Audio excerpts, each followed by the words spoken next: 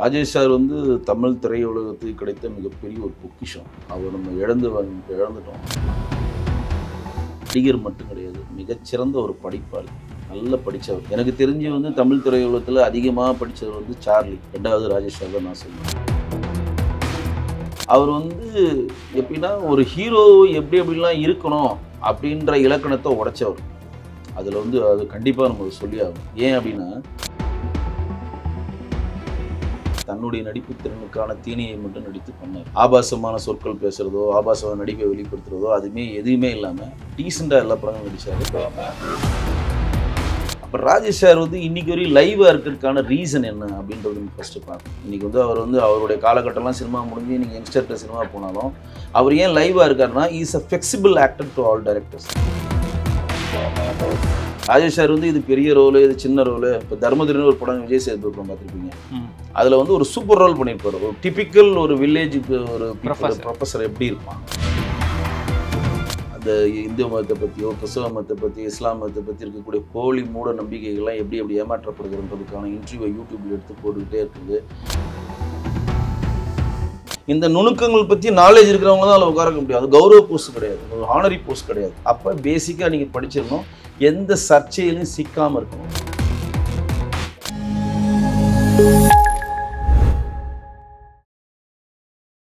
நாதஸ் நேயர்களுக்கு வணக்கம். திரைப்பட தயாரிப்பாளர் திரு வெங்கடேஷ் அவர்கள் நம்முடன் இணைந்திருக்கார்.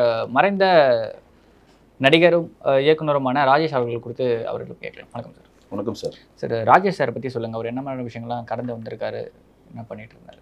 ராஜேஷ் சார் வந்து தமிழ் திரையுலகத்துக்கு கிடைத்த மிகப்பெரிய ஒரு பொக்கிஷம். அவர் நம்ம இழந்துட்டோம். இழந்து வாடுற அவர் குடும்பத்தாருக்கு முதல்ல சேனல் வாயிலாகவும் நம்ம தனிப்பட்ட வரலாம் ஆழ்ந்த இடங்களை தெரிவிக்கிறோம்.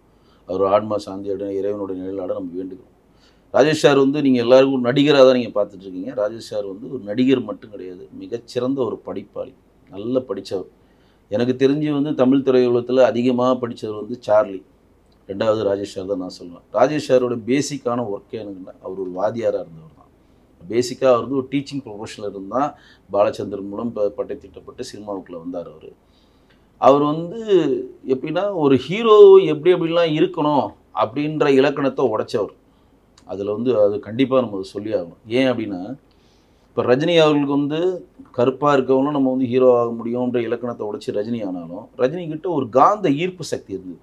அவருடைய ஸ்டைல் ஆகட்டும், அவருடைய சுறுசுறுப்பு, அதையெல்லாம் பாலச்சந்தர் ஈர்த்துது. அதுதான் வந்து இணைத்தாள் எண்ணிக்கையில் ஒரு சீனாவே வச்சுருப்பார். அந்த சிகரெட் போடுற சீனை வந்து பூர்வ விஸ்வநாதனோட ஒரு போட்டி மாரி வச்சுருப்பார். நீங்கள் 10 சிகரெட்டு போனால் கையை வெட்ட மாட்டேன்ற மாதிரி ஒரு போட்டி மாரி வரும்னா ரஜினிகிட்ட என்ன இருக்கோ அதை உள்வாங்கி அதை வைத்து ரஜினியை ப்ரொமோட் பண்ணுற ஒரு விஷயங்களை பண்ணார். அவர் ஸ்டைலாக நடக்கிறப்ப ஸ்பீடாக நடன்னு சொல்கிறதாகவும் முடியை கோதுறதாகட்டும் இதெல்லாம். ஆனால் இந்த மாதிரி எதுவுமே இல்லை ராஜேஷ்கிட்ட. மிக ஒரு அமைதியான, அதுதான் சொல்கிறேன், அவர் ஒரு வாத்தியார். அவர் படத்திலே அவர் தாட் புட் தஞ்சாவூர்லாம் நடிக்க மாட்டார். நீங்கள் பார்த்துருப்பீங்க, ரொம்ப அமைதியான சாதாரணமாக இருப்பார். அதாவது அந்த இயல்பாக சாதாரணமாக இருக்கிறவுடைய பணி தான் அவருக்கு வந்து மிகப்பெரிய வெற்றியை தேடி தந்தது அப்படின்னு தான் சொல்லணும். கன்னிப்பருவத்திலேன்னு ஒரு படம் வந்துச்சு, நிறைய பேருக்கு தெரியுமான்னு தெரில. அந்த படம் தான் வந்து ராஜேஷ்க்கு பெரிய பிரேக் கொடுத்த படம். அந்த படத்தில் தான் பாக்யராஜ் சார் வந்து ராஜேஷ்க்கு ஈடான ஒரு ரோல் நடிச்சிருப்பார். பாக்யராஜாவோட ஃபஸ்ட் அசிஸ்டன்ட் பாலகுரு, பாக்யராஜோட குரு அவர், பாலகுரு அவர் பேர். அவர் தான் டைரக்ட் பண்ணிப்பார். அதுக்கப்புறம் அவர் டைரக்ட் பண்ணல, என்னன்னு தெரில. அதில் தன்னுடைய நடிப்பை வடிவகேஷ் தான் ஜோடி. அதில் நடிப்பை ரொம்ப இயல்பாக அவர் வந்து ஏற்படுத்தியிருப்பார். எல்லா இடத்துலையும் வந்து அந்த படம் கொண்டு போய் சேர்த்தாலும் அவருக்கு வந்து மிகப்பெரிய ஒரு வெற்றியை கொடுத்த படம் வந்து பாலச்சந்திரன் வந்து கொடுத்த சரிதாவோட நடித்த படம் தான் மிகப்பெரிய ஒரு வெற்றி. ஒரு டிப்பிக்கலாக ஒரு அரசியல்வாதி எப்படி இருப்பான், ஒரு அரசியல்வாதி வந்து இன்றைக்கி ஒரு கொடி பிறக்கும், திடீர்னு கொள்கையை மாற்றிட்டு வேறு ஒரு கொடி பிறக்கும். பர்சனல் லைஃப்பில் என்னென்ன சேஞ்சஸ், ஒரு அரசியல்வாதி எப்படி மாறுவான்னு அச்சமில்லை ஒரு படம் வந்துச்சு. அந்த படத்தில் அவர் காமிச்சிருப்பார். அதெல்லாம் பெரிய பிரேக் கொடுத்த படம். அதற்கப்புறம் பார்த்தீங்கன்னா செகண்ட் ஹீரோவா ஃபஸ்ட் ஹீரோவா, அதாவது வந்து ஹீரோவும் நடித்து பெரிய ஹீரோங்களுக்கு ஈக்குவலாகவும் நடிச்சிருந்தார். மக்கள் என் பக்கம் ஒரு படம் பார்த்துருப்பீங்க. அதில் வந்து சத்யராஜ் சார் ஹீரோவாக இருப்பார், ராஜேஷ் வந்து சாதாரண ஒரு நபராக இருப்பார், ஆனால் ஈக்குவலான ஒரு ரோல் கொடுத்துருப்பாங்க. இது எப்படின்னா தன்னுடைய கலைப்பயணத்தில் அவர் ரொம்ப தெளிவாக தேர்ந்தெடுக்கப்பட்டவங்களை மட்டும் நடித்து தன்னுடைய நடிப்பு திறனுக்கான தீனியை மட்டும் நடித்து பண்ணார். ஆபாசமான சொற்கள் பேசுகிறதோ, ஆபாசமான நடிப்பை வெளிப்படுத்துகிறதோ எதுவுமே இல்லாமல் டீசெண்டாக எல்லா படங்களும் நடித்தார்.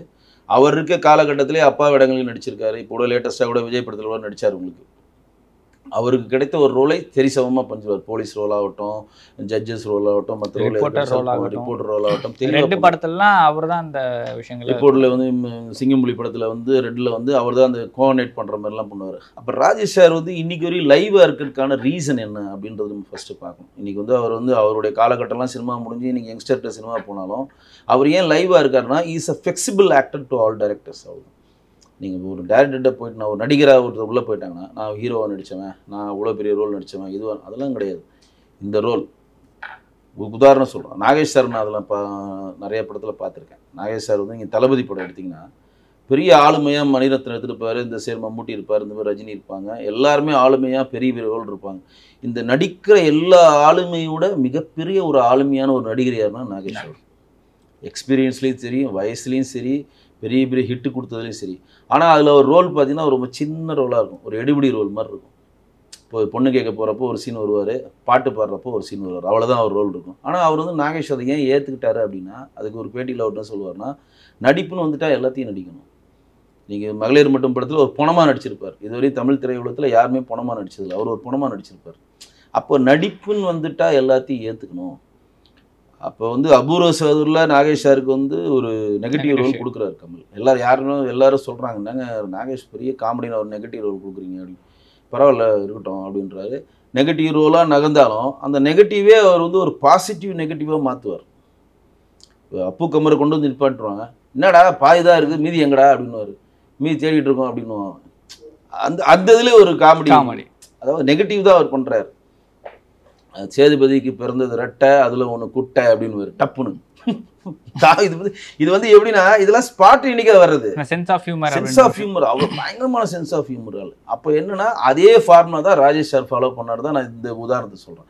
ராஜேஷ் சார் வந்து இது பெரிய ரோலு, இது சின்ன ரோலு. இப்போ தர்மதுரின்னு ஒரு படம் விஜய் சேதுபதி படம் பார்த்துருப்பீங்க, அதில் வந்து ஒரு சூப்பர் ரோல் பண்ணியிருப்பார். ஒரு டிபிக்கல் ஒரு வில்லேஜ் ஒரு ப்ரொஃபஸர் எப்படி இருப்பான், அதில் வந்து ஒரு வசனமும் ரொம்ப ஈர்ப்பாக கூட இருக்கும். அந்த வசனம் யார், இந்த தமனாவை யாரோ ஒருத்தர் மயக்கம் போட்டு வந்துடுவாங்க, அந்த சிருஷ்டி மயக்கம் போட்டு வந்துடுவா, அவளை தூக்கிட்டு வருவாங்க. ஒரு சர்ஜன் பண்ணுறப்ப மயக்கம் போட்டு வந்துடுவா, தூக்கிட்டு வருவாங்க. தூக்கிட்டு வந்து போடுறப்ப ராஜேஷ் வந்து பார்த்துட்டு யார் தூக்கிட்டு வந்ததுன்னா இவர் தான் தூக்கிட்டு வந்தார், நீ கிராமத்தில் இருந்து இந்த பையனான்னு. ஆமாங்க, நான் தான் புல்லுக்கட்டை தூக்கிட்டு வர மாதிரி தூக்கிட்டு வந்துட்டேன் நீ இந்த பிள்ளைய. ஒரு டாக்டருக்கு வந்து ஒரு பேஷண்ட்டை தூக்குற வலிமை இருக்கணும். அது வந்து நல்ல ஒரு பதிவு செய்யறவன், நல்ல ஒரு அழகாக எக்ஸ்பிரஷனாக காமராஜ்ன்ற ஒரு பேருக்கு ஒரு விளக்கம் கொடுப்பார். அது வந்து காமராஜ் பெருமையை விளக்குற மாதிரி அது இருக்கும். என்னுடைய பேர் கருப்புசாமி தான், ஆனால் எனக்கு காமராஜன் நான் ஏன் வச்சுக்கிட்டேன்னா, நான் அந்த காமராஜோடைய மதிய உணவு திட்டத்தில் சேர்ந்து படித்து அது சாப்பிட்டதுனால தான் நான் இன்றைக்கி டாக்டராக இருக்கனால அவர் நினைவாக அதை வச்சுக்கிட்டேன் அப்படின்னு சொல்லுவாங்க. இது எதுக்குன்னா சொல்ல வரேன்னா, அந்த இதெல்லாம் என்ன பார்த்தீங்கன்னா ஒரு டாக்டராகவே வாழ்வார். இப்போ கேரக்டராக மாறுறதுன்றது ஒன்று இருக்குது, கேரக்டராக வாழ்றது ஒன்று. படத்தில் கண்ணு தெரியாத அந்த ப்ரொஃபஸராக கடைசியாக பண்ணுவாங்க. இப்போ வந்து நான் என்ன சொல்கிறேன்னா, கேரக்டராக மாறுவாங்க நல்லா பேர். இப்போ வந்து பாலச்சந்தர் வந்து கேரக்டராக மாறுன்னுவாங்க, கேரக்டராக மாறுன்னு பாலச்சந்தர் பாரதிராஜெல்லாம். ஆனால் கேரக்டராக ஒன்றுதுன்னு ஒன்று இருக்குது. இப்போ ராஜேஷ் சார்லாம் வந்து கேரக்டராக மாறுறது மட்டும் இல்லை, கேரக்டரால் ஒன்றிடுவார். அப்படி ஒன்றிட்டு திருப்பி ஏழு நிமிக்கு வருவாங்க. அந்த மாதிரிலாம் ஒரு சில நடிகர் தான் நாகேஷ் சார் சொல்கிற மாதிரி. அந்த மாதிரி அந்த மாதிரி ஒரு இருக்கிறதுல வந்து ராஜேஷும் ஒரு ஆள் தான், தேர்ந்தெடுக்கப்பட்ட முத்திரை பெற்றார். ரெண்டாவது வந்து அவர் மிகப்பெரிய ஒரு படிப்பாளி. நிறைய பேருக்கு தெரியாத விஷயத்தை உங்கள்கிட்ட பகிர்ந்துக்கிறேன். அவர் வந்து ஒரு கிறிஸ்தவ மதத்தை சேர்ந்தவர் தான் அவர். ஆனால் தன் மனைவி எழுந்தவொன்னே ஒரு பேட்டி கொடுத்துருந்தார், என் மனைவி எழுந்தோன்னா ஒட்டுமொத்த சந்தோஷமே எனக்கு போயிடுச்சு அப்படின்னு சொல்லிட்டு ஆன்மீக தேடலை நோக்கி நகர்றார். அந்த இந்து மதத்தை பற்றியோ கிறிஸ்தவ மதத்தை பற்றி இஸ்லாம் மதத்தை பற்றி இருக்கக்கூடிய போலி மூட நம்பிக்கைகள்லாம் எப்படி ஏமாற்றப்படுகிறன்றதுக்கான இன்டர்வியூ யூடியூப்பில் எடுத்து போட்டுக்கிட்டே இருக்கிறது.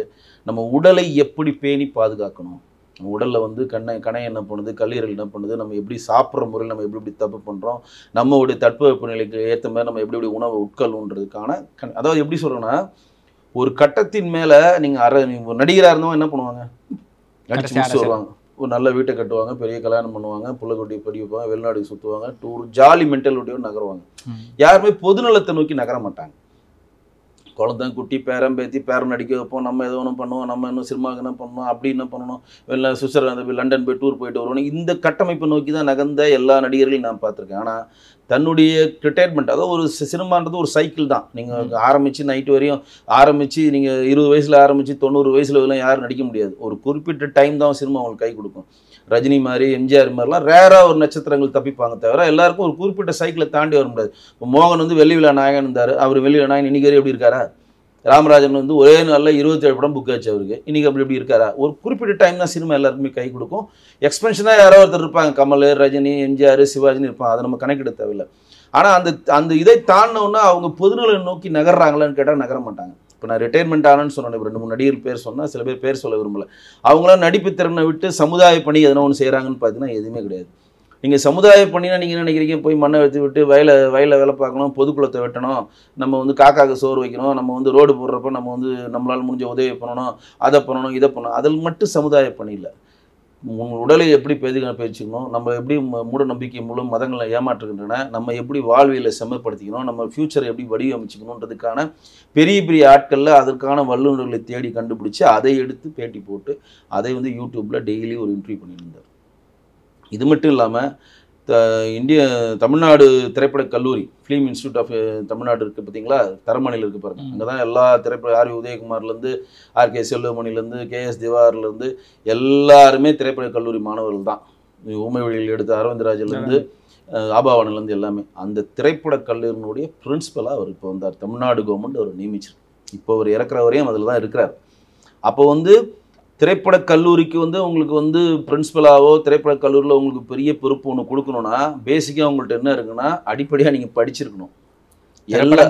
பொதுநலமாக சார்ந்திருக்கணும். அடிப்படையாக நீங்கள் படிச்சிருக்கணும்னா டெக்னிக்கலாகவும் நீங்கள் படிச்சிருக்கணும். ஏன்னா திரைப்படக் கல்லூரின்றது டைரக்ஷன் மட்டும் இல்லது, எல்லா கிராஃப்டும் அதில் இருக்கும். ஒளிப்பதிவு இருக்கும், ஃபோட்டோகிராஃபி இருக்கும், அப்புறம் வந்து டைரக்ஷன் மட்டும் இல்லாமல் டான்ஸ் சம்மந்தப்பட்ட நுணுக்கங்கள் இருக்கும், ஒளி அமைப்பு சம்மந்தப்பட்டிருக்கும், எடிட்டிங் சம்மந்தப்பட்ட அமைப்பு இருக்கும், மிக்சிங் சம்மந்தப்பட்ட அமைப்பு இருக்கும், நிறைய நுணுக்கங்கள் அதில் இருக்கும்.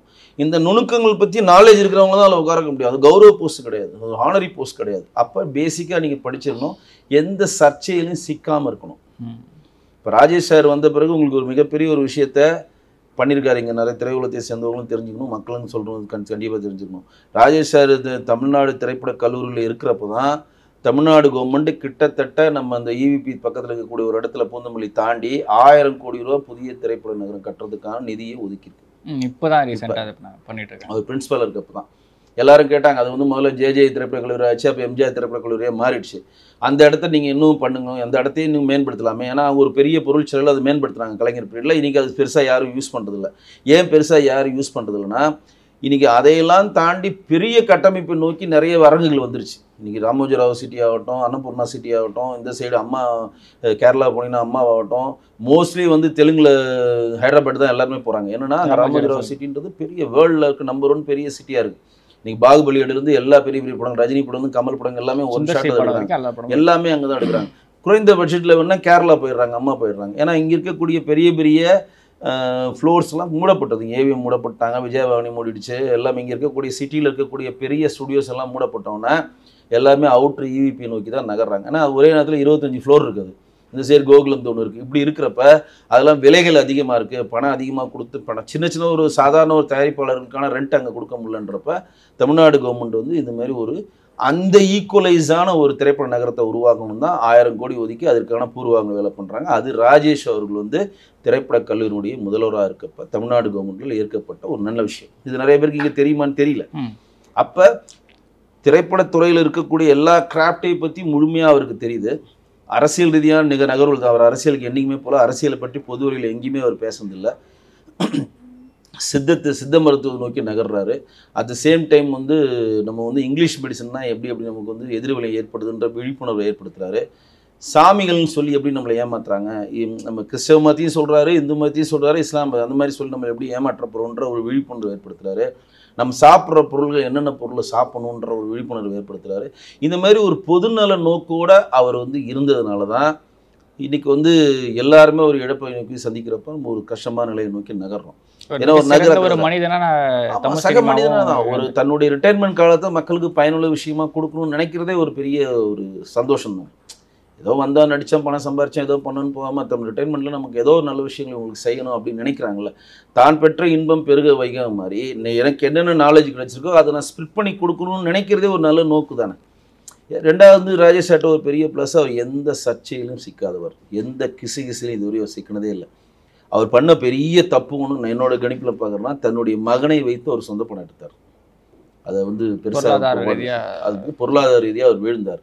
அதற்கு முன்னாடி அவர் வந்து நடிப்பு முடித்த பிறகே அவர் தன்னுடைய பணத்தை வைத்து பில்டிங் கன்ஸ்ட்ரக்ஷன் அவர் ஆரம்பித்தார். அவரோட தான் கலா பில்டிங்ஸ்னு நினைக்கிறேன், கலா இன்ஸ்ட்ரக்ஷன் போட்டு கலா பில்டிங்னு சொல்லி நீங்கள் பார்த்துருப்பீங்க. கேட்க நேரில் தான் முதல் வந்து திரைப்படத்துறையில் இருந்த ஒருத்தர் ஒரு தொழிலுக்கு மாறின முன்னுதாரணம் ராஜேஷ் அவர்கள் தான். அவர் பீக்கில் இருக்கப்பயே இப்போ நிறைய பேர் பில்டிங் கட்டுறாங்களே, நீங்கள் சந்தானம் கூட ஒரு பில்டிங்லாம் கட்டி வாடகை கொடுறாரு, டிஆர் அவர்கள் வாடகை, இதெல்லாம் ஒரு மூல காரணமாக இருந்த ராஜேஷ் அவர்கள் தான் முதல் வந்து பில்டிங் கட்டி இந்த அப்பார்ட்மெண்ட்ஸ் கட்டி அது ரெண்ட்டுக்கு, அதுக்கு வந்து ரெண்ட்டுக்கு விடுறது, சேல் பண்ணுறன்ற முதல் பிஸ்னஸை அவர் தான் ஸ்டார்ட் பண்ணி ஒரு குறிப்பிட்ட டைம் மேலே லாஸ் ஆகி வெளியில் வர்றார்.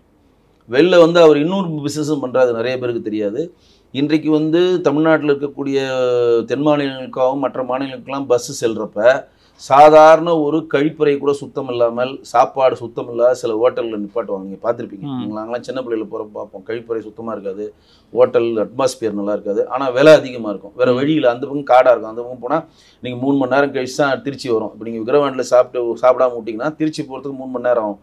அப்போ பசி தாங்க முடியாமல் என்ன கொடுத்தாலும் சாப்பிடுவீங்க. அது வந்து அசுத்தமாக இருந்தாலும் நீங்கள் கண்டுக்க மாட்டீங்க, விலை என்ன கொடுத்தாலும் சாப்பிடணுன்ற அந்த கட்டமைப்பு இருந்த டைமில் ப்ரைவேட் பஸ்ஸை சேர்ந்தவர்களோ கவர்மெண்ட் பஸ்ஸை சேர்ந்தவர்களுக்கு தரமான உணவு வழங்கணும்னு சொல்லி உளுந்தூர்பேட்டையில் பெரிய ஒரு உணவகத்தை அவர் திறந்தார்.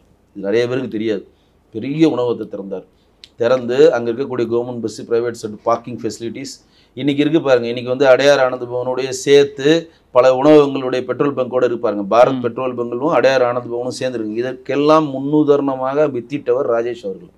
ஏன்னா அவர் தான் வந்து பெட்ரோல் பங்க் ஃப்ரண்ட்டில் கொண்டு வந்து, பின்னாடி ஹோட்டலை கொண்டு வந்து, சுகாதாரணமான ஒரு கழிப்பறையை கொண்டு வந்து, சுகாதாரணமான உணவை கொண்டு வந்து, ஒரு மக்கள் வெளியிலேருந்து கிளம்புறப்ப நம்ம போனால் இந்த ஹோட்டலில் சாப்பிட்டா நம்ம வயிற்றுக்கு எந்த பிரச்சனையும் படாது, நம்ம ஃப்ரீயாக டாய்லெட் ஃபெசிலிட்டி இருக்குது, இங்கே போகலாம், அங்கேயே ஒரு பார்க்கிங் ஃபெசிலிட்டி ஏற்படுத்தி ஒருத்தர் ரொம்ப தூரம் ஓட்டு வந்தானா அங்கேயே தங்கி கொஞ்ச நேரம் வந்து ரெஸ்ட் எடுத்துகிட்டு தூங்கணுமா கூட தூங்கிட்டு கூட போகிற மாதிரி ஒரு பெரிய ஒரு பல ஏக்கருக்கு இதில் வந்து உளுந்தூர்பேட்டையில் ஏற்படுத்தினார்.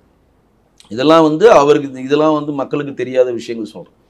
ஒரு இன்னைக்கு வந்து பல சுகாதாரமான ரெஸ்ட் ரூம்ஸ்லாம் உண்டாகிறதுக்கும் இன்றைக்கி சுகாதாரமான உணவு கிடைக்கிறதுக்கு காரணமாக மூல காரணமாக இருந்து இது ஒரு பிஸ்னஸாக பண்ணலான்ற ஒரு விஷயத்தை வித்திட்டவர்.